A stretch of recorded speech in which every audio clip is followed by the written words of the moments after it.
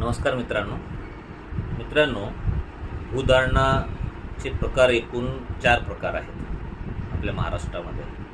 त्यापैकी भोगोटादार वर्ग 1, भोगोटादार वर्ग 2, शासकीय पट्टेदार व महाराष्ट्र शासन असे एकूण 4 प्रकार आहेत.